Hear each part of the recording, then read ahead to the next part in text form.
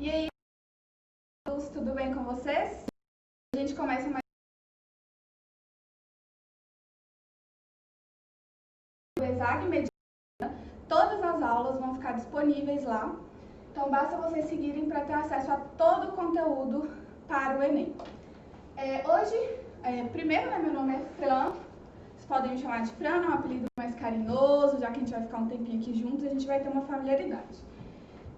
Eu sou professora de língua portuguesa. A gente vai trabalhar hoje com interpretação de texto, em específico com o gênero lírico, que muitas vezes pode ser uma dor de cabeça para muitos alunos, mas a partir de hoje não será mais. Então, o que nós vamos estudar hoje sobre o gênero lírico? Nós vamos falar um pouquinho sobre o conceito, o que é isso, o que é gênero lírico, né? Vamos ver como que isso cai na prova do Enem e vamos analisar algumas questões. Vou dar algumas dicas, o que pode ser feito na hora de ler um texto, né, que envolve o gênero lírico, como que isso pode ser feito. Então, para começar, eu trouxe para vocês, que está reproduzido aqui no PowerPoint, um pouco do que vem a ser esses gêneros. A gente tem que pensar que, inicialmente, esses gêneros, eles não foram criados assim do nada, né? Eles foram criados por um cara que vocês conhecem, que é o Platão, né? Aristóteles, e envolve 3 gêneros. Todos eles estão ligados à literatura. Então, sempre quando a gente fala em literatura e a gente quer trabalhar especificamente os gêneros literários, a gente sempre vai falar desses 3 gêneros. Quais que são eles? O gênero dramático, o gênero lírico, que é o tema da nossa aula de hoje, e também o gênero narrativo ou épico. Hoje a gente só vai saber do gênero lírico, que é o tema da nossa aula. E aí, é importante que a gente pense primeiro, para que serve esse gênero lírico, né? Por que as pessoas dão esses nomes? Para que eu preciso ficar lembrando desses gêneros, né? E uma coisa importante, qual que é? Que como tá aqui para vocês, gênero vem do latim gênero, que significa família ou raça. Então, essa é a origem, o que a gente chama de etimologia da palavra, né? E aí, com isso, basicamente, quando a gente fala de gêneros, a gente está trabalhando com textos que possuem características em comum. Então, todas as vezes que nós tivermos textos que possuem características em comum, nós vamos necessariamente falar de gêneros. E aí, então, você pode me falar, Fran, mas o que tem nesse gênero lírico, então, que ele é tão importante para o Enem, né, que eu preciso necessariamente abordá-lo, o que ele tem de importante? Eu trouxe primeiro um conceitozinho para a gente pensar a respeito do gênero, né? Um conceito de um professor renomado chamado Aldemar Taranto, e ele diz o seguinte: sobretudo, esse gênero lírico, então, sobretudo a projeção de um sentimento pessoal. Então, olha, guardem isso, sentimento pessoal. Do eu poeta. Olha aí, ó, poeta. Aí tá a dica já. O que é esse gênero lírico? Por essa razão, a matéria do lirismo é simples, porque ao poeta interessa mostrar um sentimento. Sentimento, gente, não só positivo. Para ser positivo, não precisa ser só positivo, não, ok? Então, um sentimento de ordinário relacionado com o binômio alegria-tristeza. Então, a gente sempre vai pensar nesse gênero lírico como os textos em que nós temos um poeta que está expondo ali os seus sentimentos e que isso vai girar em torno de um binômio alegria-tristeza, ok? E aí, o que é importante também dentro disso? Já fica até a dica quando a gente falou poeta, né? Foi dito aqui poeta. A gente pensar aqui, então os gêneros, predominantemente, quais são os textos que vão estar ali no gênero lírico? Predominantemente vai ser o gênero poema. Então os textos, né, são poemas. Textos aí que vocês, né, tenho certeza que leem aí no almoço em família, né, ali de sobremesa. Mas então a gente vai trabalhar com eles, ok? Eles vão ser hoje o tema da nossa aula. A gente vai trabalhar diretamente com os poemas. E isso, como eu falei, muitas vezes causa nesses alunos uma certa aflição, né? Mas não fique aflito, porque vocês vão ver hoje que com algumas dicas, algumas análises que podem ser feitas, vocês vão tirar de letra a interpretação do gênero lírico, que aí envolve os textos ali, né, que são os poemas. Ok, então vamos avançar. E aí, algumas características que são importantes da gente pensar dentro desse gênero lírico. Como a gente tinha falado antes lá na definição, olha só, ele é recheado de sentimento, lembrando, sentimentos não só positivos. Muitos alunos tendem a pensar, se é negativo, né, não é nem sentimento. Então, não é só positivo, né, pode ser sentimentos negativos. A gente tem também, é recheado, gente, de subjetividade. O que é essa subjetividade? É isso que o poeta, né, o que o eu lírico, a gente vai falar um pouquinho da diferença dos dois também, ele quer construir naquele texto. Então, tudo que está ali guardado dentro dele, né, a gente pode pensar assim metaforicamente, tudo que está ali guardado para ele, ele vai transpor para aquele texto, para aquele poema, que é o texto que vocês vão ler.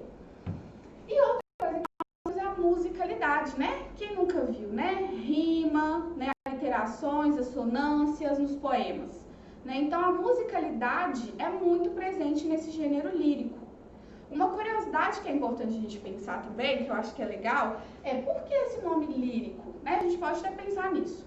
Porque os poemas, antes, eles não eram escritos, né? Quando eles foram criados, eles eram declamados, né? Realmente nesses almoços, nesses jantares, eles eram declamados. E como eles eram declamados, usava-se a lira, né? Que é aquele instrumento de corda, que tem aquele som maravilhoso. Então, este era o modo como os poemas eles eram compartilhados na sociedade. Não era de forma escrita, mas de forma mesmo declamada e com a lira. Por isso o gênero lírico, olha para você ver. Então tem todo um porquê, né, de ter esse nome. Então a musicalidade então engloba dentro disso, porque desde antes essa musicalidade ela se fazia presente nesse gênero. E aí, obviamente, né, quando ele vai para a modalidade escrita, essa musicalidade vai junto com esse gênero. Ok? Tranquilo até aqui? Espero que sim. Outra coisa que a gente pode pensar, diferente lá dos os textos de prosa que vocês veem, né? Então, por exemplo, um conto, às vezes um livro mesmo que vocês leram, no gênero lírico, a gente tem a presença do eu lírico. E essa palavra vai aparecer muito nas questões do Enem, muito nas questões do Enem.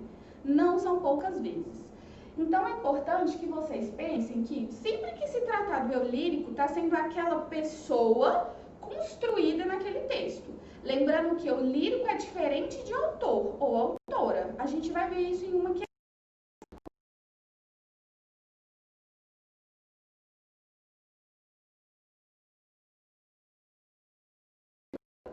A pessoa que está sendo construída ali naquele poema.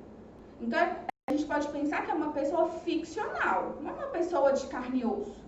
Né? Tanto é que é possível uma autora, né, uma autora escrever um poema em que o eu lírico é um homem. Então, para vocês verem como o eu lírico é uma construção do texto, ok? Então, não confundam isso. Isso é importante. E sempre pensar que estamos falando de poema, estamos falando de gênero lírico, obrigatoriamente estamos falando de eu lírico. Essa palavra vai aparecer muito nos textos, né, que a gente vai ler na redação do Enem. Na redação, nas questões do Enem. Ok. Outra coisa, a MEP, que é a rima, que está ali juntinho da musicalidade, que a gente, né, vai ver o tempo inteiro nos textos que vamos ler. E também ele é um texto em verso. Novamente, diferente lá da prova, que não é em verso, o poema, o gênero lírico, vai ser em verso. Outra modalidade, ok? Então isso é importante. Gênero lírico, toda vez que vocês pensam nisso, tem que vir poema na cabeça. Tem que vir eu lírico, ok? Essas informações têm que ficar muito claras quando vocês forem fazer questão, porque já vai ajudar muito, tá bom? Vamos lá então, avançar. Ok, então a gente chega na primeira questão. A questão aqui de número 1 do nosso slide. Uma primeira dica que eu acho que é importante para quem está fazendo, né, o Enem, quem está fazendo esse tipo de questão que envolve poema, é pensar que a leitura deste poema ela é importante para a compreensão. E muitas pessoas, eu vejo nesse tempo de caminhada enquanto professora, que muitos alunos têm dificuldade na leitura do poema. E essa dificuldade de leitura, obrigatoriamente, também vai dificultar a compreensão. Porque o aluno vai ler um texto, vai ler com a musicalidade totalmente equivocada, e aí o sentido vai ser outro, e vai fazer uma confusão. Então, o tom que vocês dão para esse texto, ele é importante. Então, o poema, ele é recheado de musicalidade. Portanto, quando a gente vai dar o tom dessa leitura, essa musicalidade tem que se fazer presente. Não dá para ler um texto que é um poema, ler um poema de qualquer maneira, tá? Então, a gente precisa ter um pouco dessa maldade mesmo no momento da leitura. Então, a gente tem esse poema que está aqui no slide para vocês. É uma questão que foi do Enem 2019 e a gente ele só para vocês já terem essa noção até da leitura do poema. Então tá assim, essa lua entulada, esse desassossego, a convulsão do dedo, larga, dentro da solidão, corpo morrendo, tudo isso te devo. São vastas as coisas planejadas, navios, muralhas de marfim, e seria dezembro. Um cavalo de jade sobre as águas, dupla transparência, fio suspenso, todas essas coisas na ponta dos seus dedos. E tudo se desfez no pórtico do tempo, em lívido silêncio. Uma das manhãs de vidro, vento, a alma esvaziada. Perdão. Um solo que não vejo. Um solo que não vejo. Também isso te devo. Então, olha só, gente. O que é importante de pensarmos, então, quando vamos ler? Viram que não é sempre quando acaba a linha, isso pode parecer um pouco bobo para alguns, mas eu acho que é importante para pensarmos, né, a respeito, porque há muito equívoco, como eu falei, que eu vejo na leitura desses poemas. Então, para vocês verem que não é sempre quando acaba a linha que a gente dá uma pausa. O poema, ele segue um ritmo, ele segue uma musicalidade e ele segue uma pontuação. Ok? Então, uma pessoa poderia ler assim: essa lua é entulada, esse desassossego, a convulsão de dentro, e larga. Dentro das... Não, gente, o texto tem uma fluidez. Não quer dizer que é porque acabou a linha que eu tenho que dar aquela pausazinha. Então, o texto tem uma fluidez, a gente vai seguir os sinais de pontuação e a fluidez deste poema. Ok? Isso é importante. Nessa primeira questão que nós temos então aqui o seguinte enunciado: no poema, o eu lírico, olha aí a palavra eu lírico aparecendo, faz um inventário de estados passados, então olha só, isso é importante, espelhados no presente. Nesse processo, aflora a segunda dica que eu tenho que dar de leitura. Então, a primeira diz respeito ao modo como vocês vão ler esse poema, e o segundo diz respeito a como vocês vão ler o enunciado. E ainda mais, que é necessário, quando vocês estiverem lá na hora da prova, que vocês peguem a canetinha de vocês e marquem as palavras que vocês consideram chave. Isso é importante. Por quê? Porque se vocês não fazem uma leitura atenta desse enunciado, obrigatoriamente ou consequentemente, vocês podem errar essa questão por uma leitura que não foi adequada para aquele poema, né? Então, vocês leram inadequadamente o enunciado e isso vai prejudicar vocês, vai fazer com que vocês marquem a alternativa também que não está adequada. Então, é muito importante que vocês tentem, vão marcando mesmo, olha, quais palavras aqui que eu acho que são importantes para eu compreender esse texto, né? O que esse enunciado aqui está pedindo, ok? E aí, eu, inclusive, marquei algumas dessas no slide, como vocês podem ver. Tá de vermelhinho, então vocês podem ver que eu marquei o lírico para lembrar vocês que o lírico está presente nesse gênero lírico, ok? Marquei também inventários de estados passados, espelhados no presente e aflora, ok? Então, o que é necessário, então, essa é a segunda dica que eu dou, né? O que é necessário para a gente resolver essa questão? A gente tem, então, aqui, né, no total, 5 alternativas, tudo bem? Vocês conseguem ver as 5 alternativas. Entre elas, nós temos, então, a primeira, cuidado em apagar da memória os restos do amor, amadurecimento revestido de ironia e desapego. Temos também mosaico de alegrias formado seletivamente, desejo reprimido, convertido em delírio, arrependimento dos erros cometidos. Então, olha só que interessante. Aqui no enunciado, o enunciado dessa questão já nos mostra sobre o que esse texto está falando. Ele afirma, não é uma pergunta, que neste poema, o eu lírico, ele faz um inventário de estados passados espelhados no presente. Então, o eu lírico o tempo todo fala de ações que ele deveria ter tido, mas que ele não teve. E, portanto, ele está devendo a esta pessoa essas atitudes. Ok? Isso é muito importante. Então, ele já dá essa dica para que a gente possa resolver a questão. E, basicamente, a pergunta, né, que a gente tem que pensar é, nesse processo, aflora o. O aflorar seria a mesma coisa que aparece, coloca em evidência. O que é aflorado aqui? Ok? Então, nós vamos pensar o que é aflorado aqui. Cuidado em apagar da memória os restos do amor. Se fosse apagar da memória, ele não estaria relembrando. Então, essa alternativa já não pode. E essa é a outra estratégia que eu vou mencionar para vocês, que é tentar ver qual palavra daquela alternativa vai invalidar ela. Né? Então, falar assim, olha, ok, vocês podem fazer uma leitura tentar que é essa resposta e tenta pensar assim, qual palavrinha aqui está invalidando essa alternativa? Para vocês terem certeza, ou pelo menos chegar perto da certeza, de que ali aquela alternativa que vocês marcaram, ela é adequada. Pelo menos tem, né, quase 100% de chance de ser adequada. Ok? Então, isso é muito importante. A resposta B, amadurecimento vestido de ironia e desapego. Né? Quando a gente pensa que o eu lírico, ele está falando de atitudes que ele deveria ter tido, mas ele não teve, ele está mostrando um certo desapego. Então, assim, olha, eu deveria ter agido dessa forma, mas eu não agi. Ok? E aí, quando a gente fala que ele diz, né, quando ele menciona aqui, isto te devo, ou tudo isso te devo, ele está sendo extremamente irônico. Como se fosse assim, olha, eu estou tão desapegado que eu nem agi dessa forma. E aí eu acabei te devendo isso daí. Ok? Então é uma ironia que ele tem nesse texto.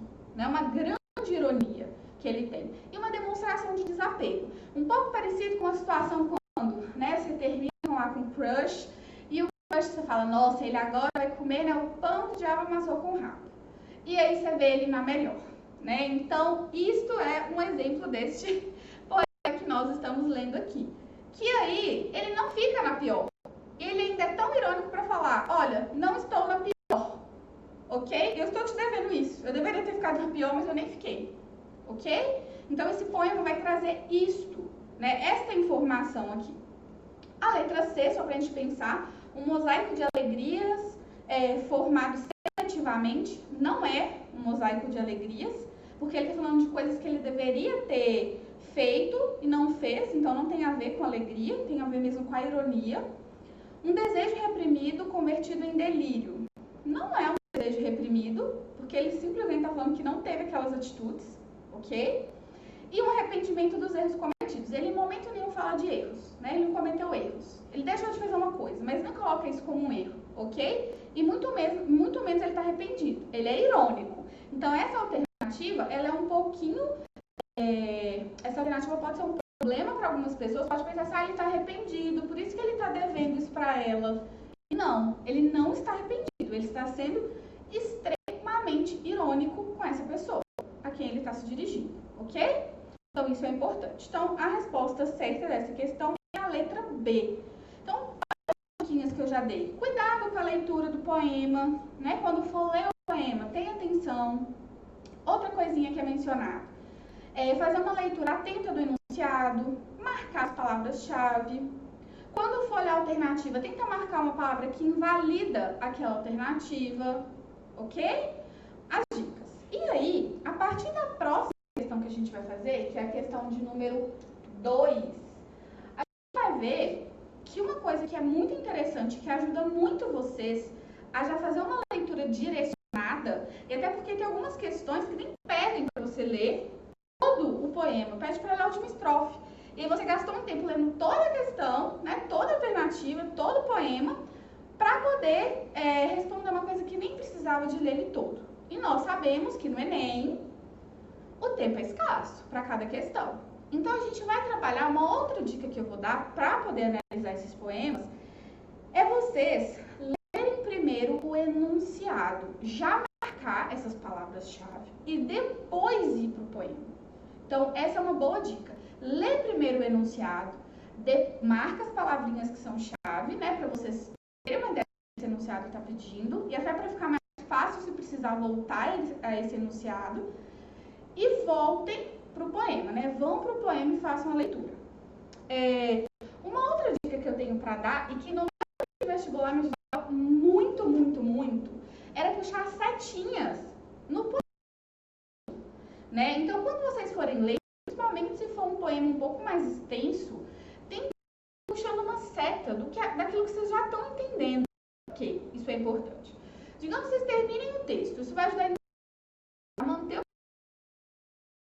né, quase que segundo em segundo, marcar com uma seta o que está escrito ali, e em segundo, isso vai ser bom para que se vocês terminem o texto, falem assim, nossa, não sei qual que é essa alternativa, o que eu vou fazer? Vocês já estão com as setinhas todas lá com uma espécie de resuminho daquele texto. Então, tá, falou disso, disso. Ok, já sei qual que é a alternativa. Ok? Então, é muito importante. Me ajudou muito quando eu prestei vestibular. E eu vejo que isso ajuda muito os alunos que fazem esse movimento de setinhas. Então, é uma dica. Ok? Beleza. Então, na questão 2, a gente vai lá então no enunciado primeiro, como eu sugeri, para a gente poder analisar. E está escrito assim. Vou até aqui. Ok, está escrito assim. A viagem e a ausência remetem a um repertório poético tradicional. No poema, a voz lírica dialoga com essa tradição, repercutindo e tem as alternativas. Novamente, marquei a palavrinha viagem e ausência. Então, ele já tá, olha a dica, gente. Sempre nesses, né, na maior parte das vezes, ou quase sempre, as questões que envolvem o gênero lírico vão trabalhar sempre fazendo uma afirmação sobre o texto. Então, eles vão um pouco te dar uma dica. Assim, ó, o texto está falando sobre isso. E a partir disso, vocês vão ter que responder de acordo com a pergunta. Mas eles já dão essa dica. Olha, o texto está falando sobre isso. Ok? Isso é importante. Essa dica precisa ser pegada. Porque, às vezes, você pode fazer uma leitura equivocada desse texto. E aí você chega aqui e fala, nossa, eu não vi nada de viagem. Meu Deus, eu não vi nada de ausência. Socorro. Meu Deus, eu li tudo errado, né? Então, o texto ainda te dá uma chance. Fala, olha, querido e querida, vamos lá. O texto não está falando sobre isso. Então, é importante, gente. Não ignore o enunciado, não tratem ele de qualquer jeito, porque ele dá essa dica pra gente do que é que esse poema está falando, ok? Beleza. E aí, de novo, eu marquei para vocês aqui no nosso slide algumas palavrinhas que são importantes, como viagem, ausência, repertório poético tradicional, voz lírica, tradição, ok? E repercutindo. Então, é importante que vocês tentem marcar. Eu marquei algumas palavras-chave de acordo com a minha chave de leitura. Né? Fala, nossa, mas eu tenho dificuldade, eu não consigo marcar tudo isso. Você vai marcar aquilo que vai facilitar a sua leitura. Você vai falar assim, olha, tá, eu sei que eu tenho que falar disso. Se eu pegar uma alternativa que não está relacionada com isso, eu já vou excluir.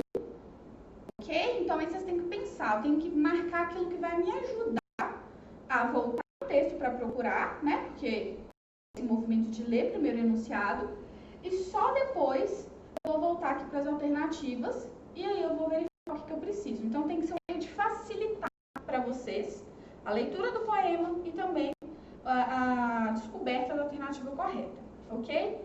Essa questão em específico, há dois modos de resolver ela. primeiro seria que você, né, querido aluno e aluna, tem um conhecimento do que é essa abordagem da viagem e da ausência no repertório poético tradicional. Então, lá no passado, ok? E aí, digamos, fala, gente, não tem esse conhecimento, não deu tempo de eu estudar isso, ou eu não lembro disso, ok? Há um segundo meio, que seria interpretar mesmo, tá? Interpretação. Então, há dois modos de realizar essa questão. É importante, eu já vou falar para vocês, porque vai que cai uma questão assim no Enem, né, parecida com essa. Toda vez que a gente está falando de viagem e ausência no repertório poético tradicional, então aquele lá da antiguidade, a gente está falando que aquelas cantigas trovadoristas que existiam, né, lá bem no passado remoto, elas abordavam canções, né, cantigas, em que a voz lírica, né, ela vai falar sobre os medos, né? O eu lírico vai falar sobre os medos que ele tem e incertezas em relação à partida do amado, né? Que era muito comum que o amado partisse, né, em uma grande viagem, grande expedição. Então, eram escritas cantigas para marcar essas incertezas e esses medos com relação à partida daquela pessoa amada. Então, vocês teriam que ter esse conhecimento, né? Ter que estudar um pouco de trovadorismo. Mas há uma possibilidade de fazer essa questão sem ter esse conhecimento. Eu tô falando agora já para ajudar, porque se cair, vocês vão lembrar. Olha lá, ó, a aulinha lá da Exato Medicina, Enem para todos, me ajudou, eu lembrei disso.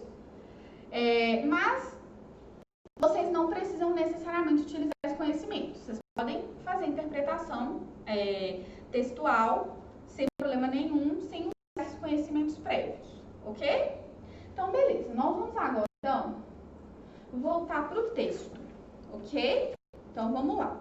O texto tem o título A Viagem e está escrito assim: que coisas devo levar nesta viagem que partes? As cartas de navegação só servem a quem fica. Com que mapas desvendar um continente que falta? Estrangeira do teu corpo tão comum, quantas línguas aprender para calar-me? Também quem fica provavelmente. Também a quem fica cabe uma passagem nova e a travessia insone do desconhecido e a alegria difícil da descoberta. O que levas do que fica, do que levas retiro. Então a gente vê que realmente há a presença de um lírico que está falando da partida de alguém e o que ela sente com essa partida. Como ela vai ficar, né? O que vai ficar dela ali depois dessa partida? E o que essa pessoa vai levar dela quando partir? Né? O texto termina assim. Então, então é importante que vocês tenham essa compreensão, né? Além daquela afirmação do enunciado, esse todo do texto. E como eu falei, a leitura, ela é muito importante para a compreensão desse texto. Tudo bem? Beleza. Aí nós vamos então para as alternativas. As alternativas, a gente tem o seguinte então. Só retomando aqui o comando. No poema, a voz lírica dialoga com essa tradição. Aquela tradição das cantigas, né, trovadoristas, que cantavam a respeito de um amado que ia embora e aquele eu lírico ia ficar sozinho, ok? Isso é importante.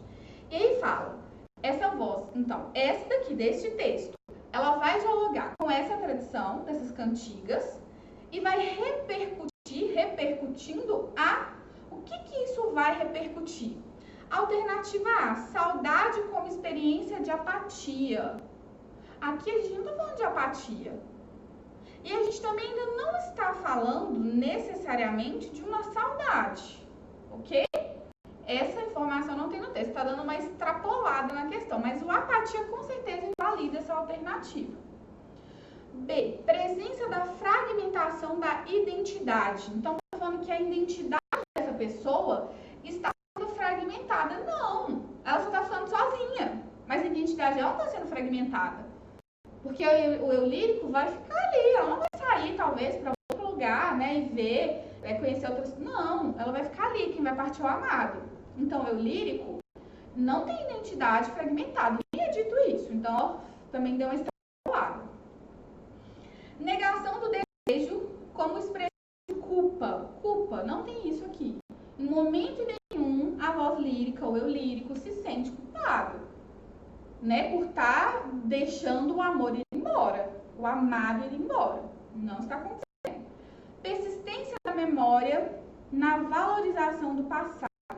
Então, a gente não tem uma memória ainda, porque esse amado sequer partiu ainda. Então, nós não temos essa memória ainda, essa persistência e uma valorização do passado. Essa pessoa está um pouco aqui sofrendo ainda pelo que ainda vai acontecer, né? Nem aconteceu ainda, são as incertezas, o medo do futuro, ok? E a última alternativa é revelação de rumos projetada pela vivência da solidão. Então, realmente isso, olha, é uma revelação de rumos, de coisas que vai acontecer na vida daquela pessoa, que está sendo projetada. Se é projetada, quer dizer que não aconteceu, que vai acontecer. Então, pela solidão, pela solidão que o lírico vai viver quando o amado partir. Ok? Então, esta é a alternativa de gabarito do Enem. Ok? Então, olha, mais uma vez, gente, não é importante para essa questão, ou não era necessário conhecimento a respeito do repertório poético para você. Quando você parar com algumas palavras que você virar e falar, gente, eu não sei o que é isso, não entre em desespero, porque muitas questões que envolvem o gênero lírico são possíveis de serem feitas de forma interpretativa, ok? Então, não entre em desespero. Se aparecer alguma coisa que você falar, nossa, meu Deus, aquela professora do ESAG deu aquela aula, mas ela não falou sobre isso que está aqui, né? Não precisa pensar isso. Porque a maior parte das questões dá para você fazer pura e simplesmente com a interpretação. Se você tivesse esse conhecimento aqui, ótimo, ia facilitar um pouco mais a resolução. Mas se não tivesse, tudo bem também, daria para resolver do mesmo jeito. Porque você só precisaria fazer uma interpretação do texto. Então, interpretando esse texto, interpretando esse poema, ok, você chegaria à resposta. Tudo bem? Tranquilo? Beleza? Ok. Vou tomar uma aguinha, importante. Eu já vou colocando aqui a questão para vocês irem lendo enquanto eu tomar.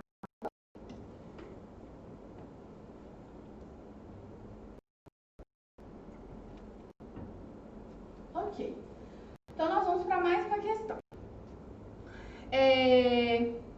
Essa questão número 3 do Enem 2018, então bem recente, ok? Tem o seguinte enunciado.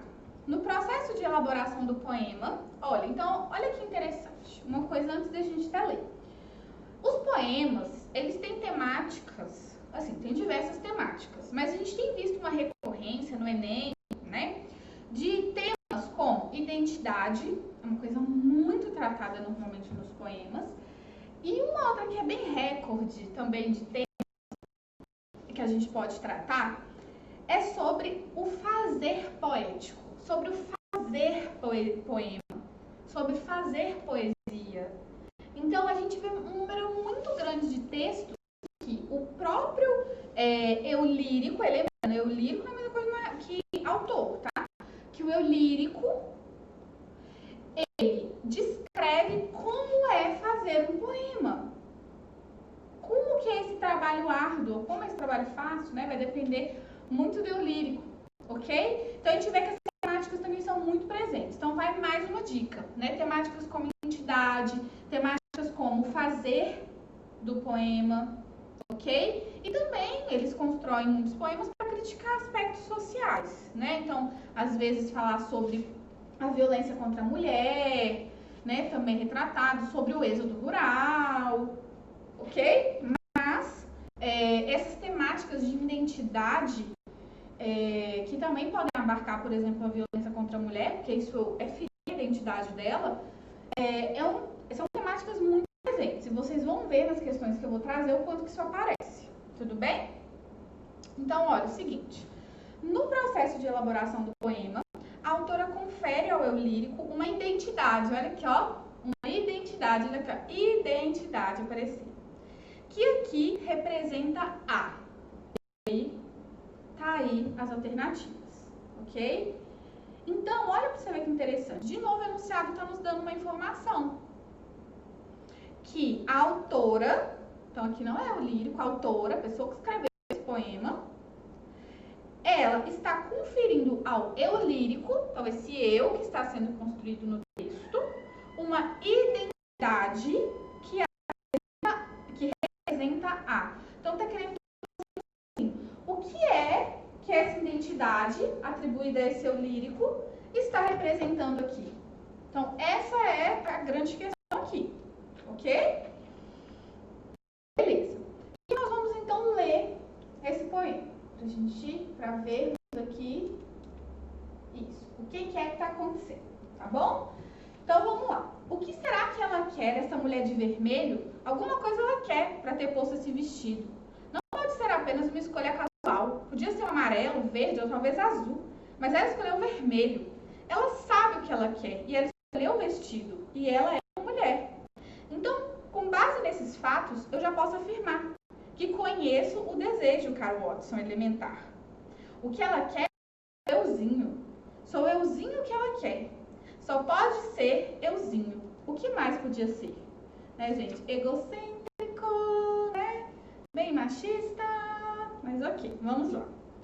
Então, olha só a identidade, o eu lírico aqui que nós temos, então, só pra gente pensar um pouquinho. É um eu lírico masculino.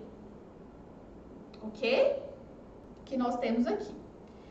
E olha para vocês verem que interessante. Aqui nós temos uma autora, ok? Então, para vocês verem como que, o que eu falei lá mais no início, que autor e eu lírico são pessoas diferentes. Por que são pessoas diferentes? Eu posso ter uma autora que constrói um eu lírico homem, ok? Não tem problema nenhum. Então, só pra gente não se esquecer, o eu lírico se trata do eu que está sendo construído naquele poema. Então, o autor tá lá na casa dele, construindo aquele texto, e ele fala, olha, hoje eu vou construir um eu, pensa eu, né? Tá lá na minha casa. Fala, hoje eu vou fazer um poema. Hoje eu vou construir um poema. Ok? Construir um poema, eu tô lá, escrevendo meu poema. Fala, hoje eu não quero ser uma mulher, não. Um texto em que um homem, você é um homem que transgride, que não vou ser machista, ok? Que não vai achar que a mulher tá meio... Vou construir um poema sobre isso. Então, basicamente, quando vocês estiverem na hora da prova, vocês têm que lembrar isso. O eu lírico não é o autor. O eu lírico é aquele eu que está sendo construído naquele texto. Quem é esse eu construído nesse texto aqui? É um eu que acha que uma mulher só se veste de vermelho, de vestido vermelho, porque quer ele para ela. Então, é como se a mulher, ela vestisse algo. Essa é a ideia dele. Ela vestisse algo para poder chamar a atenção de um homem. Coitado, né, gente? Coitado dele, né? Não necessariamente, quase nunca, na verdade. Então, vamos lá. Tá falando, então, que o lírico dá essa identidade. Que identidade é essa? De um cara que pensa o quê das mulheres, ok? E que aqui representa o quê? A gente tem algumas alternativas. A primeira é a hipocrisia do discurso alicerçado sobre o senso comum. Essa é a alternativa certa. Mas por que, gente, que essa alternativa é certa? Porque é o senso comum de que a mulher se veste para os homens. Mal sabe que na maior parte das vezes nós nos vestimos para outra mulher, né? Porque muitas vezes, a gente não vai generalizar aqui, mas muitas vezes, muitos homens não têm uma sensibilidade de reparar. Agora, a mulher repara, gente. Se passa uma mulher aqui, ela vai conferir, gente, da raiz do cabelo que tá faltando, dar uma retocada nessas mechas até o sapato ali que tá um biquinho descascando, né? Então, isso é de reparar. Óbvio que não vamos generalizar, não são todas as mulheres que são assim, não são todos os homens que são da outra forma, mas o senso comum, o geral, a maioria, né, o homem pensa que a mulher, ela se veste para chamar a atenção daquele homem. E esse poema, ele está trazendo exatamente essa voz do senso comum, tudo bem? Então, quando essa alternativa fala sobre a hipocrisia do discurso, o discurso é essa fala de que a mulher se veste, né, para agradar o homem, para chamar a atenção do homem, para conquistar o homem, né? Esse discurso alicerçado sobre o senso comum, que é uma coisa do senso comum, né, totalmente, é uma hipocrisia. Então, quando essa autora constrói um eu lírico que tem esse tipo de identidade, isso está representando uma hipocrisia do discurso alicerçado sobre o senso comum. Ok? Então, ela constrói um homem com esse tipo de identidade para falar, olha a hipocrisia, olha o que esse cara está falando, olha a hipocrisia do discurso dele, que está totalmente alicerçado sobre o senso comum. Ok? Isso é muito importante. E aí eu vou mostrar rapidamente algumas palavrinhas que invalidam as próximas alternativas. Letra B. Mudança de paradigmas de imagem atribuídos à mulher. Então, nós não temos uma mudança. Nós temos, inclusive, uma persistência de um discurso senso comum.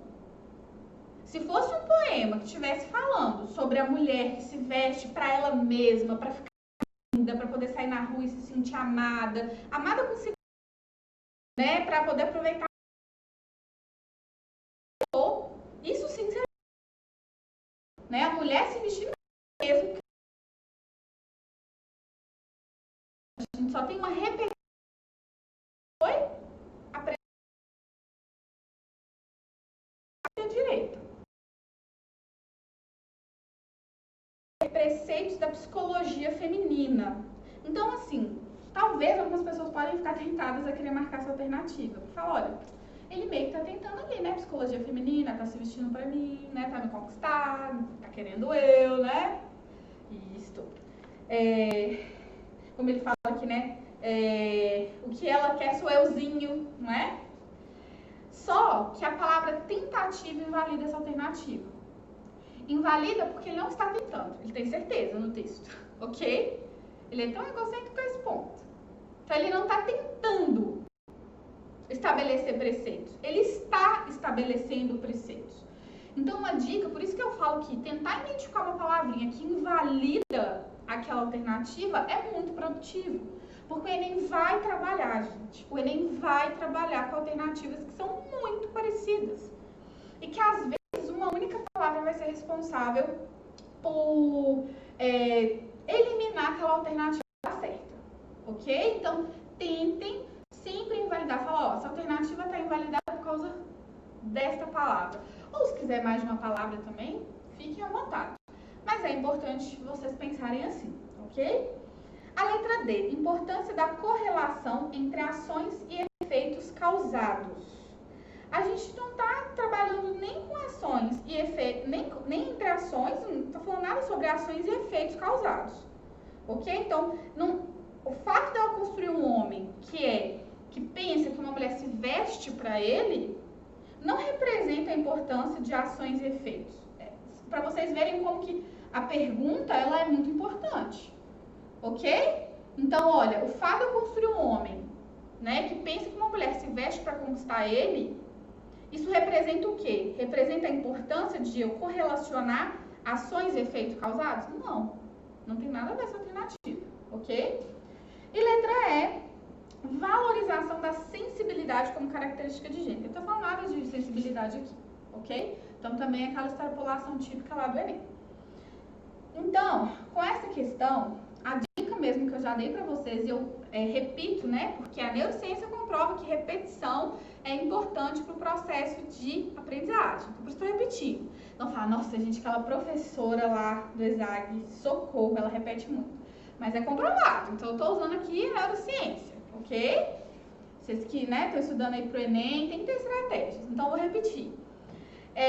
O autor e o lírico são coisas diferentes no poema. Isso vocês não podem esquecer. O autor é aquele que vai, de fato, escrever, né? Sentei aqui, ó, tô escrevendo. Agora, o lírico é aquele eu que esse autor está dando vida dentro daquele texto. E aí, esse eu pode ser uma pessoa totalmente diferente de mim, né? Tanto que se a gente for pensar, por exemplo, em Fernando Pessoa, ele tinha diversas identidades quando ele escrevia. ok? Diversas. Isso, né, a gente pode pensar nos próprios textos dele que não eram, né, livros, obras mesmo, romances, né, que a gente pode pensar. Então, a gente tem que ver que quando o autor ele está escrevendo, ele não é mais ali o autor. Ele é ali ou o eu lírico ou o narrador daquele texto. E essas duas pessoas podem, inclusive, não coincidir uma com a outra. Ok? Beleza?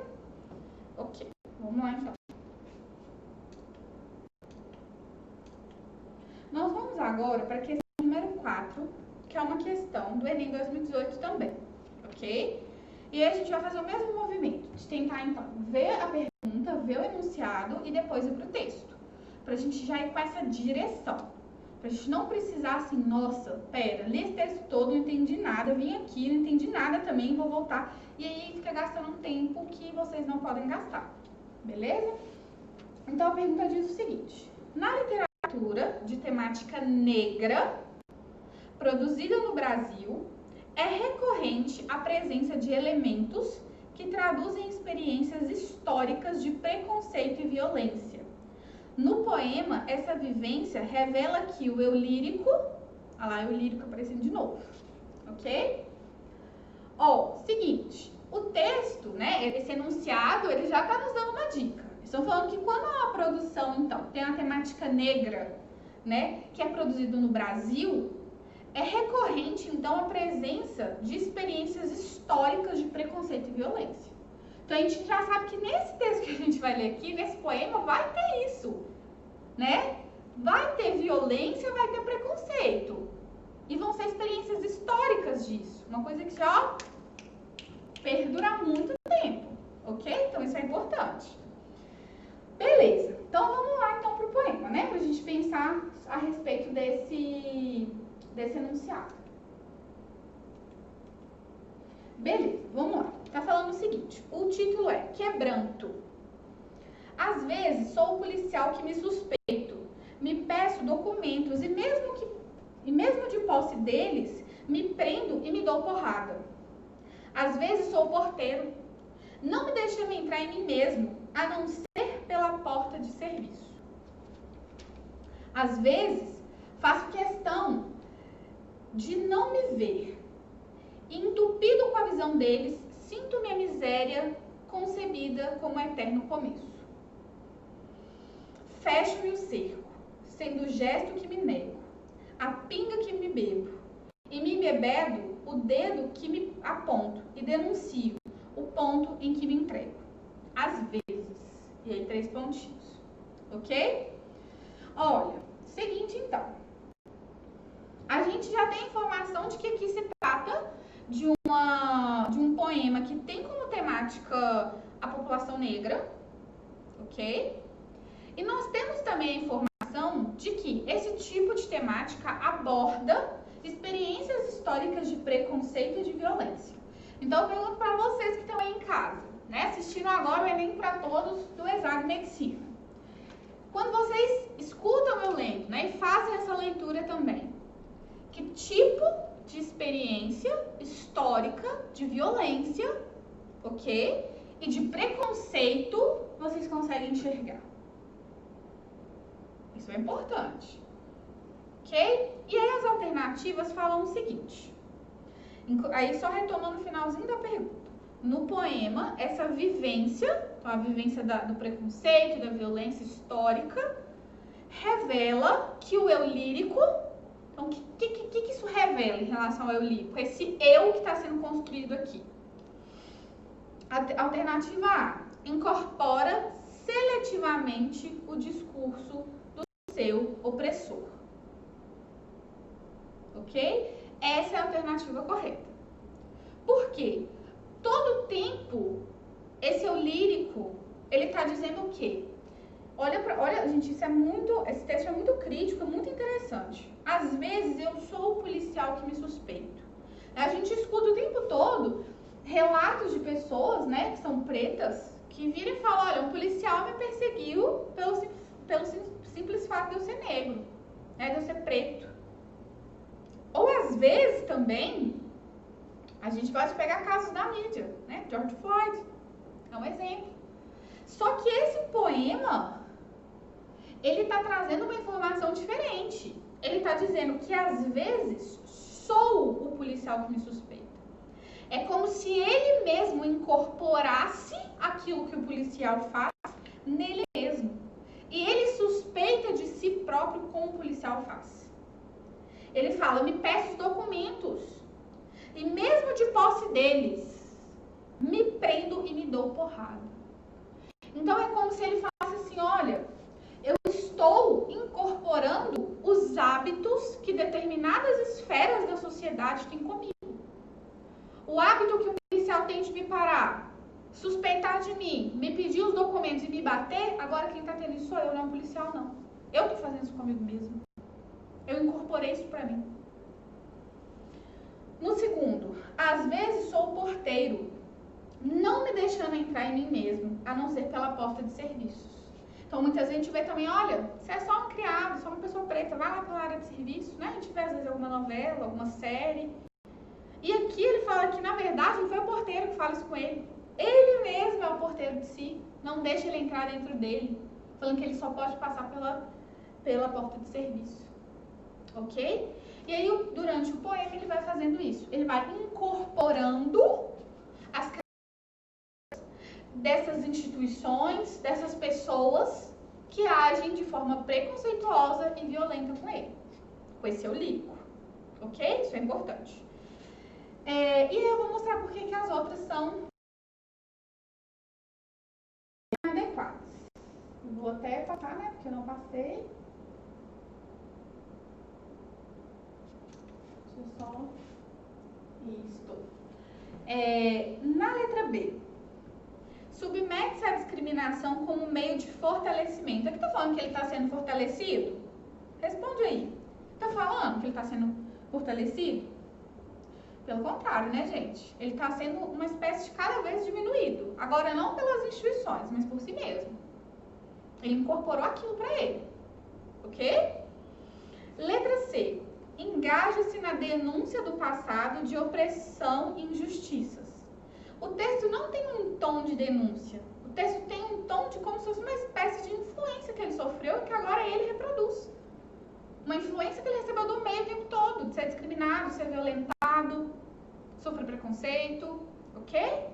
Então, ele não tem um tom de denúncia do passado. Pelo contrário, é de persistência do que está acontecendo. Letra D. Sofre uma perda de identidade e de noção de pertencimento. Apesar dele falar que age como as outras instituições o trata, aqui em momento nenhum está abordando a questão da identidade, né? Está falando que ele age assim consigo próprio, mas não está falando que em algum momento ele se priva da própria identidade dele. Talvez esse texto estivesse falando alguma coisa de que ele tivesse ido para um outro lugar, que ele era privado de falar a própria língua. Talvez isso sim poderia frisar uma perda, né, de identidade. Mas aqui no caso não, ok? E essa também, a noção de pertencimento também não. Ele continua pertencendo a si próprio. O problema é que ele se auto-sabota, uma espécie de auto-sabotagem por causa de influência do meio, ok? E a letra E acredita esporadicamente na utopia de uma sociedade igualitária. No momento nenhum ele fala de igualdade, né, gente? Pelo contrário, ele ressalta e frisa, e ressalta mais uma vez, e frisa mais uma vez, que a desigualdade existe. Existe tanto que agora ele está cometendo consigo próprio, por causa dessa influência. Ok? Beleza? Então, tá bom. A gente vai trabalhar uma próxima questão, que vai ser uma outra dica que eu vou dar pra vocês, que diz respeito a quando vocês têm alguma palavrinha lá que vocês não sabem o significado. Você fala, nossa, gente, meu Deus, esse Enem tá querendo que eu seja um dicionário, né? Como que eu ia saber o significado dessa palavra? Tanta coisa que eu tenho pra estudar, né? Física, química, linguagens, aí eu tenho que estudar relação, tenho que estudar matemática, tem muita coisa, sociologia, filosofia, o que eu vou fazer? Eu vou ficar lendo dicionário, né? Pode pensar assim. Mas, eu vou também ajudar vocês a fazer uma questão desse nível. Quando a gente tem uma palavrinha ali e a gente não sabe o significado dele, ok? Então é possível que pela interpretação a gente também consiga resolver. Então, se chegar lá no dia do Enem, caros colegas, caros alunos, não se desesperem. Se vocês virem lá uma palavrinha e falarem assim, nossa, meu Deus, Ai, meu Deus, o que é essa palavra? Não vou conseguir fazer essa questão. Uma questão a menos. Meu Deus, o que eu vou fazer? Não fiquem desesperados, tá bom? Fiquem calmos. Como eu falei, a maior parte das questões do gênero lírico, elas dão para serem feitas a partir da interpretação. A gente só precisa o quê? Se atentar à leitura desse poema, pelo amor de Deus, vamos ler esse poema direitinho. E segundo, ler o enunciado, pra gente ter certeza o que é que esse enunciado tá pedindo. Se a gente faz isso, a maior parte dessas questões do gênero lírico, elas estão ali, ó, no nosso check de acerto, ok? E que todo mundo vai acertar. Depois essa aula aqui de gênero lírico, não aceito menos que todas, viu? Então vocês vão arrasar. Vamos lá, passar então, pra gente ver.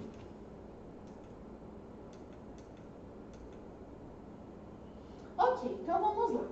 Fala o seguinte: o sujeito poético questiona o uso do vocabulário enseada, porque há... Então tá falando que, ó, lá, sujeito poético, vulgo, vou dar uma dica aqui pra vocês, é o lírico, tá? É o lírico, tá? É a mesma coisa. Ele vai questionar o uso da palavra enseada. Então já tá falando que tem essa palavra lá. Então não se desespere. E vai falar por quê que ele faz esse questionamento. Ok? Então, basicamente, indicar o motivo. E a gente vai, então, ler este poema. Vocês podem ler em casa, gente. Vão treinando, né? Olha só, aproveitem que tá à distância. Vocês podem ler, né? Porque muitas vezes, quando vocês estão aqui, vocês ficam com vergonha de ler. O professor fala assim, nossa, quem pode ler esse poema aqui? Pra só o professor não ficar lendo sozinho, né? Aí ninguém, todo mundo faz cara de paisagem, assim, ó. Tipo, né? Não sei, né? Tipo assim, quase com um livro, assim.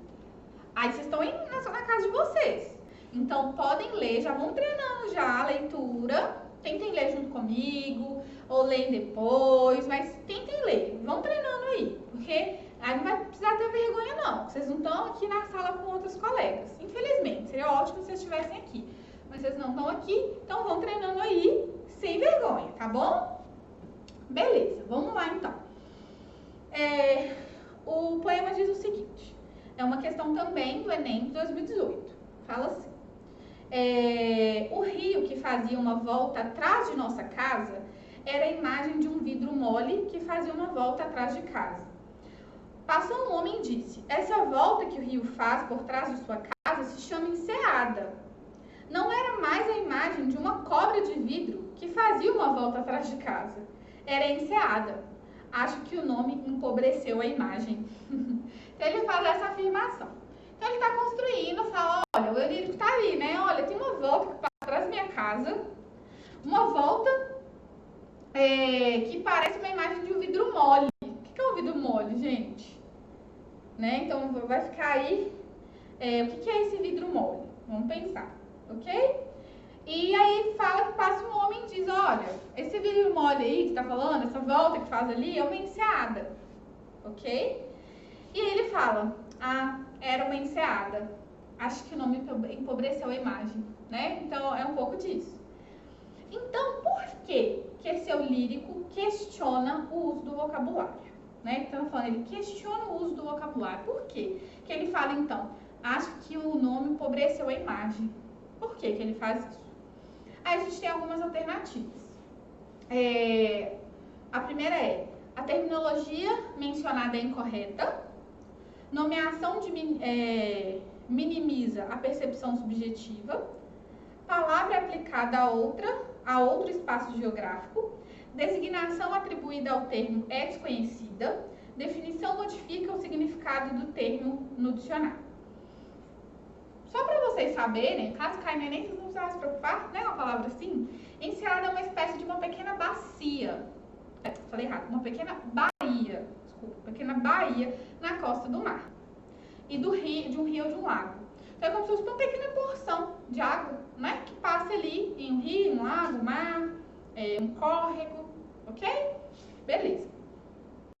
E aí, pensa que o eu lírico, o tempo todo, ele tá imaginando, ele tá construindo coisa, ele tá falando assim, nossa, né? Tem uma volta, tem uma coisa ali que é de vidro, um vidro mole. Ele tá fantasiando aquilo ali. Ok? Ele tá fazendo uma espécie de fantasia. Chega um cara, do nada, e fala assim, ó, aquilo ali, ó, aquele nome daquilo ali, Ah, aquilo ali chama enseada. Pensa pra alguém que tá imaginando as coisas, gente. A pessoa tá lá, nossa, aquilo ali pode ser uma cobra de vidro. Aquilo ali pode ser, sei lá, uma razão, né? A pessoa tá ali, né? Deixa ela. Aí chega aquela pessoa chatinha e fala, aquilo ali chama enseada. É o nome daquilo ali. Pensa, gente. Quanto que isso não dá uma quebra, né? Naquela imaginação. E é justamente por isso que o Manuel de Barros fala, eu acho que o nome empobreceu a imagem. Porque você chega com um nome todo técnico para aquilo. Se for que ele estava imaginando várias coisas. Não necessariamente uma enseada. Ele estava imaginando várias coisas. Chega alguém e quebra ali, total clima. E desfaz todo aquele pensamento, tudo aquilo que ele estava pensando, que ele estava iludindo, que ele estava construindo, imaginando. Ok? Então, teria, então, como eu falei, duas alternativas para se fazer, então, essa questão. A primeira seria saber o que é uma enseada.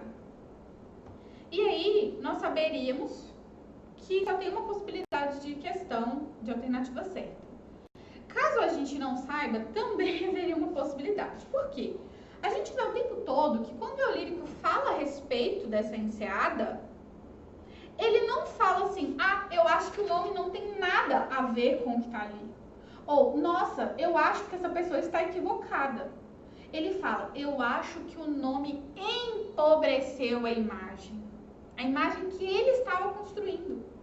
Se está empobrecendo, não quer dizer que está errado. Só está querendo dizer que quebrou o clima, acabou com a imaginação. Ele, fez tudo, acabou aqui, cara chato, né? Então, se nós fizermos só a interpretação do poema e não soubéssemos o significado de enseada, a gente veria que a única alternativa que seria adequada é a letra B. Porque é a única alternativa que não fala de alguma forma que a palavra foi usada errada, ou que o termo geográfico está errado, ou que a definição modifica o significado do termo no dicionário, ok? Então, eu vou repetir, como eu falei, né? Repetição é aprendizagem, vocês podem guardar. Gente, quando pegarem uma questão e virem uma palavra que vocês não conhecem, principalmente em gênero lírico, por favor, pelo amor de Jesus Cristo, né? Não se desesperem, ok? Não se desesperem. Por que vocês não devem se desesperar? Precisou da gente saber, gente, o significado dessa palavra para marcar a alternativa certa? Não precisou. Só com a interpretação, só com o que o eu lírico, o sujeito poético fala ali pra gente, já é o suficiente pra gente pensar assim, não preciso saber o significado dessa palavra. Se você soubesse, ia ser perfeito. Você fala assim, não, já sei aqui, essa aqui não, essa certa. Mas, como vocês, né, se tiver alguém que não saiba, é normal que não saibam, né, que vocês não saibam, são muitas palavras na língua portuguesa, a gente não precisa saber todas, não se desesperem, porque vocês iriam acertar uma questão dessa, olha só. Só que se vocês ficarem desesperados, tá? Nossa, questão é muito difícil, meu Deus, e começar a ficar desesperado, começar a suar frio, dar sudorese, né? Isso daí vai ser um problema, porque já travou todo, já não vai conseguir mais interpretar, não vai conseguir fazer mais nada. Então fiquem calmos. Toda vez, gente, que cair o gênero lírico, né, vulgo poemas, né, não fiquem desesperados, beleza? Ok. Então essa aqui é a dica. Não precisa conhecer o significado pra gente conseguir, na maior parte das vezes, pra gente conseguir marcar a alternativa certa. Como eu falei, as outras alternativas estão falando o quê? A terminologia mencionada é incorreta. Palavra é aplicada a outro espaço geográfico. Designação atribuída ao termo é desconhecida. Definição modifica o significado no termo do dicionário. A única que talvez vocês poderiam ficar mais assim é designação atribuída ao termo é desconhecida. É conhecida, senão ele não falaria que empobreceu a imagem. Ele falaria assim, nossa, não entendi o que esse cara falou. Se empobreceu, quer dizer que ele entendeu. Tanto entendeu que ele fez um juízo de valor. Tipo, nossa, empobreceu a minha imagem. Ok? Beleza. Então, vamos lá. Tem uma outra questão que diz respeito o título. Então, é outra dica que eu vou dar. Estou dando várias dicas, gente. Anota essas dicas aí, pelo amor de Deus. Voltem o vídeo depois. Podem colocar para eu falar de novo, né? Coloca lá o play, escuta essa voz maravilhosa novamente, tá bom? Vocês podem, então, anotar, né? Se estiverem anotando ou tiverem memória fotográfica, né? Não sei, talvez, bem que... mas tá escrito, então memória fotográfica também. O título, ele é muito importante, né? Algumas vezes ele não faz tanta diferença na pergunta, mas algumas vezes ele é responsável por nos falar aquela questão, ela está certa, né? Aquela alternativa está certa ou está errada. Então, fiquem atentos com o título também, mas sempre, gente, levando em consideração o enunciado, tá bom? Não esqueçam do enunciado, nosso combinado. Vou ler o enunciado primeiro, marcar as palavras-chave, para depois eu ir lá e ler esse texto. E aí leva em consideração o título. Às vezes ele não faz tanta diferença, às vezes ele faz toda a diferença, ok? Eu vou colocando aqui para vocês lerem, enquanto eu bebo mais um pouquinho de água.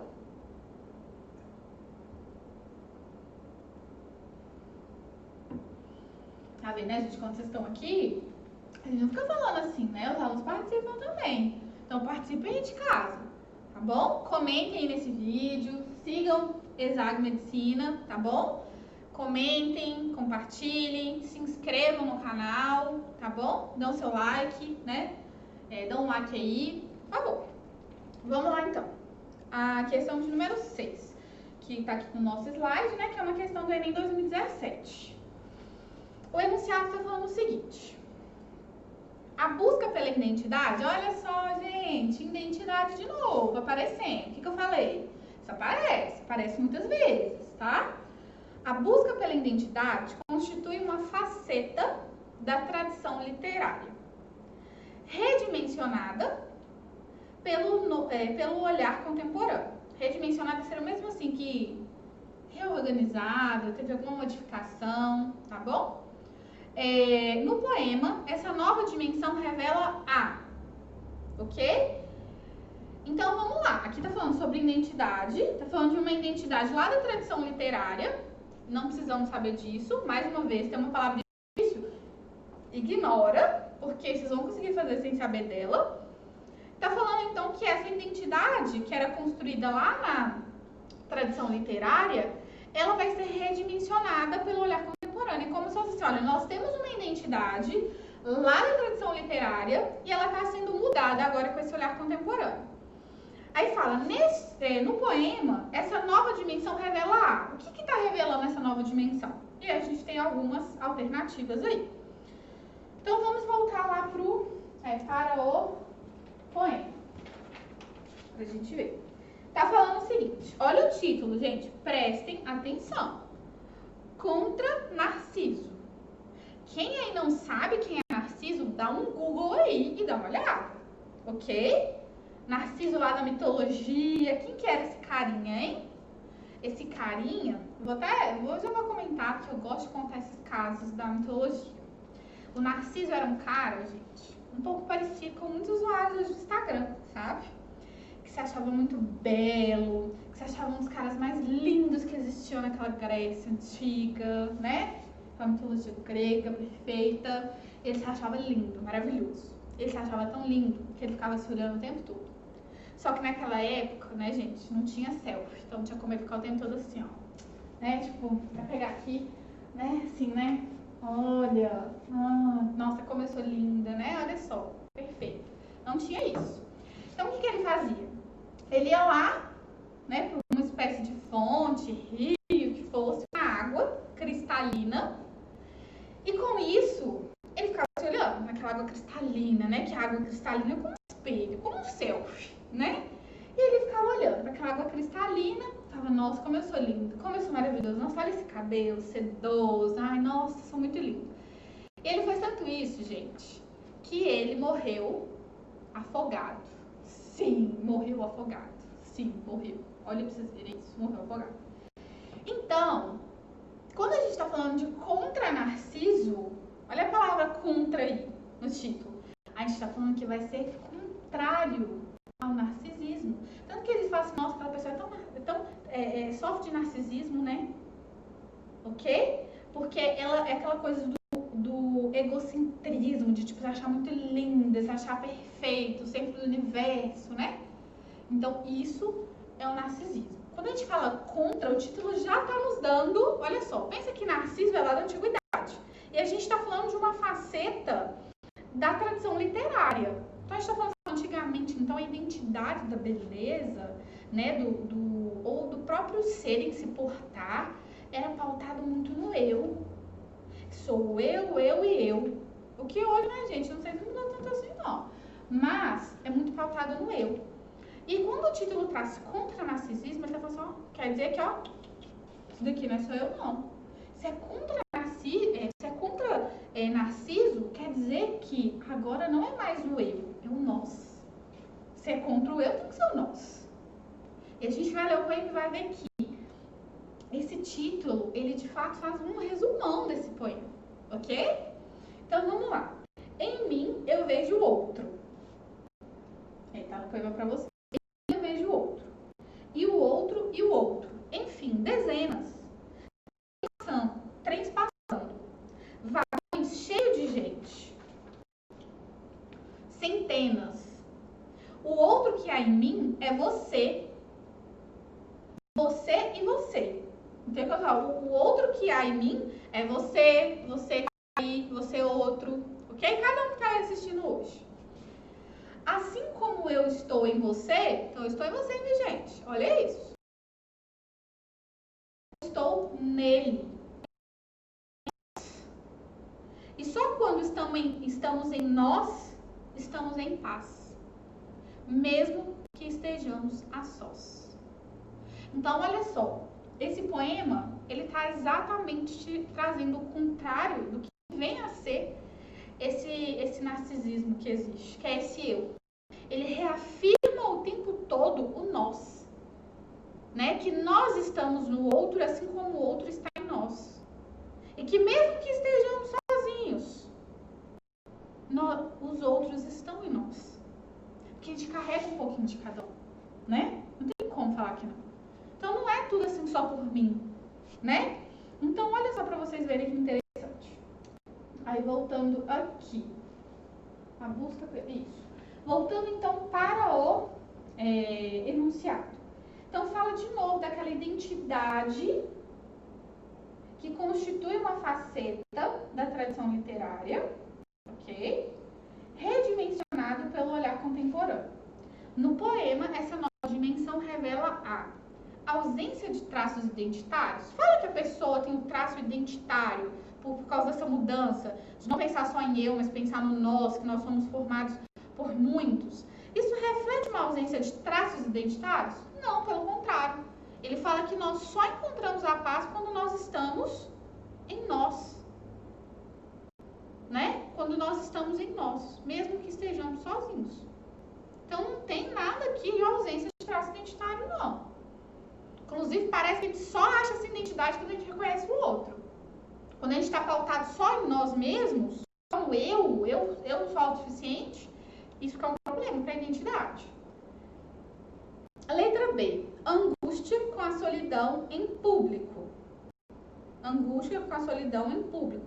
Tem nada de solidão, gente. Aqui está falando o tempo todo de nós, é muita gente. Não tem solidão aqui, não. Mesmo quando a gente está sozinho, a gente ainda está em nós aqui que ele fala. Ok? Letra C. Valorização da descoberta do eu autêntico. Gente, olha aqui o título negando esta alternativa. Olha isso. Eu autêntico, gente. Como assim? Não é eu, é nós. O eu já se foi. Isso é lá da tradição literária antiga.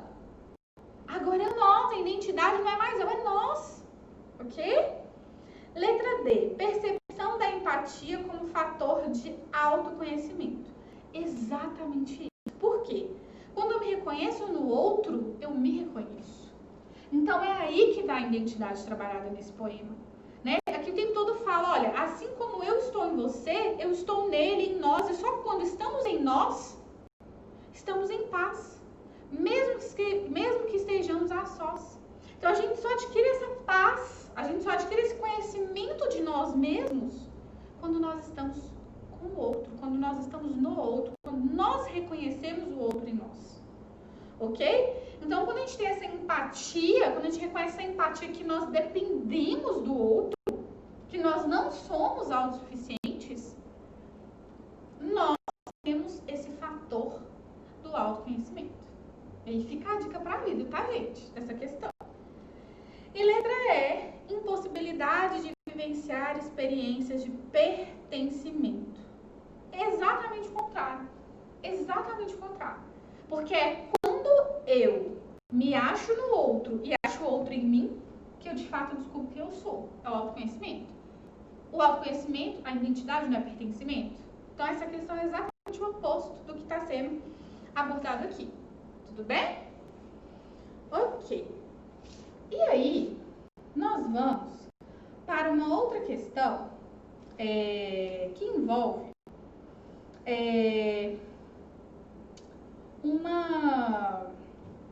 vou até passar aqui, que envolve um pouco de, como que eu posso dizer? Vai envolver um conhecimento de vocês acerca da preliminares, né? Conhecimentos preliminares.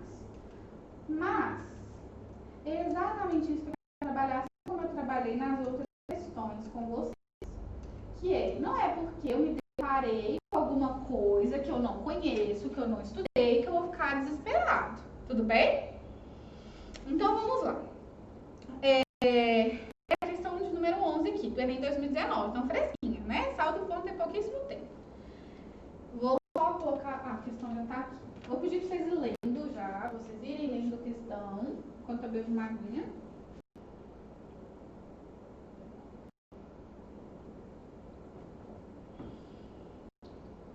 Então vamos lá, gente. Olha o que o enunciado fala.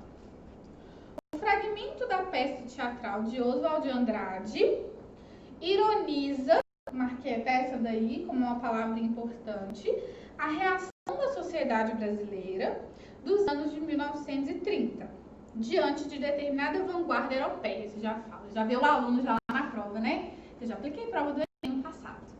E o aluno já fica assim, ó, com a cabeça, e de novo a sudorese, e o menino fica nervoso, porque fala, meu Deus, eu não lembro o que é esse diacho dessa vanguarda europeia, já vou zerar essa questão, já é uma questão a menos, meu concorrente já... Não, gente, fiquem calmos. Acalme o coração de vocês, ok? Então, vamos lá. Nessa visão, atribui-se ao público leitor uma postura.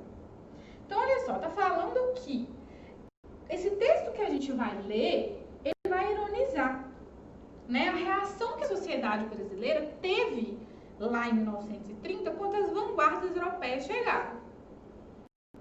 Não precisamos saber o que é vanguarda, por enquanto, tá? E fala, nessa visão, atribui-se ao público leitor uma postura. Qual que é a postura, a partir do texto que a gente vai ler, que a população brasileira teve? Ok? Então vamos ler lá juntinhos, leiam da sua casa de vocês. Podem ler aí, por favor, que tá aí reproduzido para vocês, né? Vamos treinando para chegar lá na hora do Enem tá fera. Fala, não, isso daqui, ó, aprendi lá na Exame Medicina Enem para todos, tá? Tô arrasando aqui porque eu já sei ler poema, tá? Beijos, ok? Então vamos lá. Tá escrito, então, Heloísa diz, né? Faz versos, Pinote, sendo preciso, quadrinhas, acrósticos, sonetos, reclames. Heloísa fala, futuristas? Pinote, não senhora, eu já fui futurista, cheguei a acreditar na independência, mas foi uma tragédia. Começaram a me tratar de maluco, a me olhar de esguelha, a não me receber mais. As crianças choravam em casa. Tenho 3 filhos, no jornal tenho que pagar, devido à crise. Precisei viver de bicos. Reneguei tudo.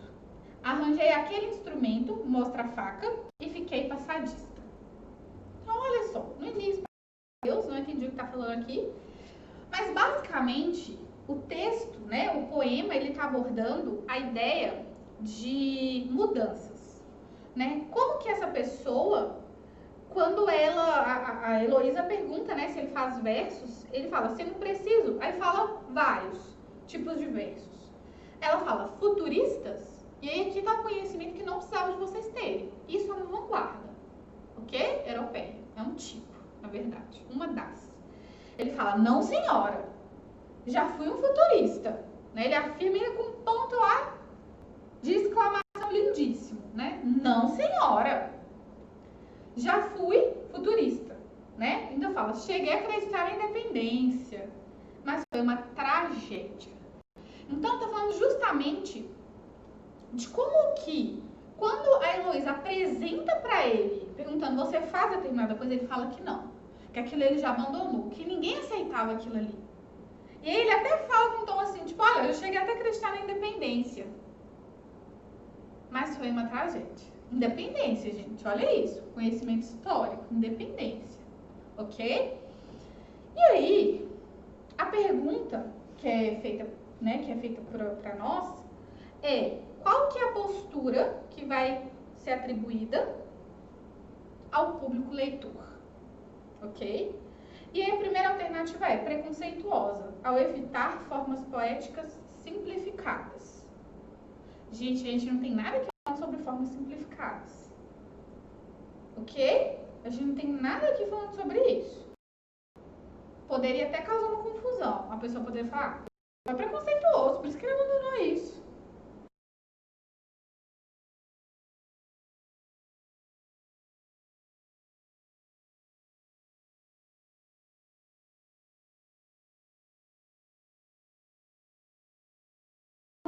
Ao optar por modelos consagrados.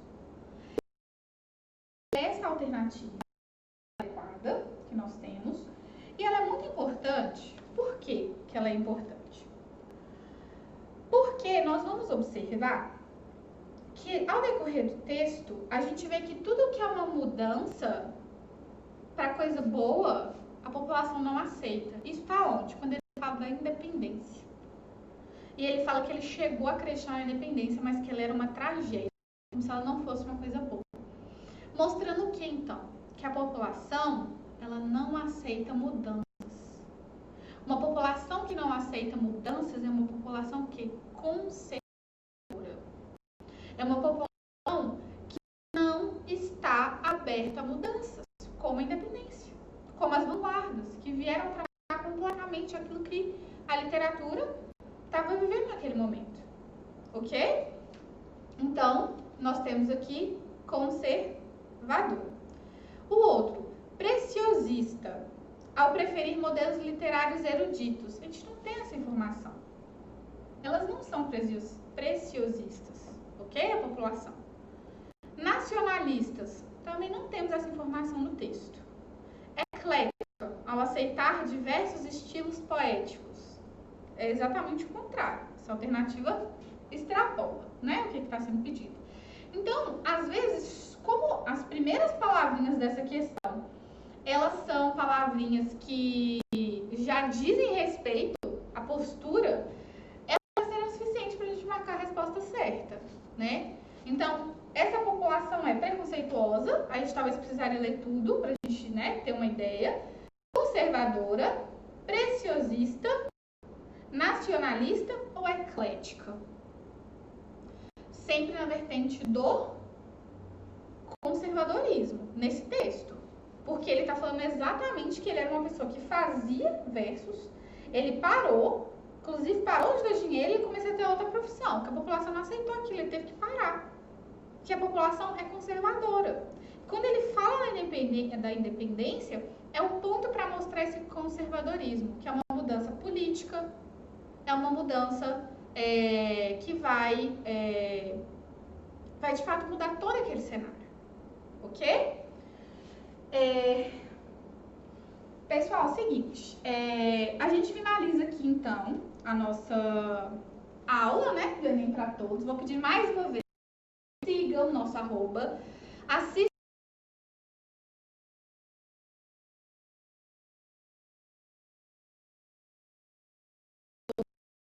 competentes, né? É uma oportunidade muito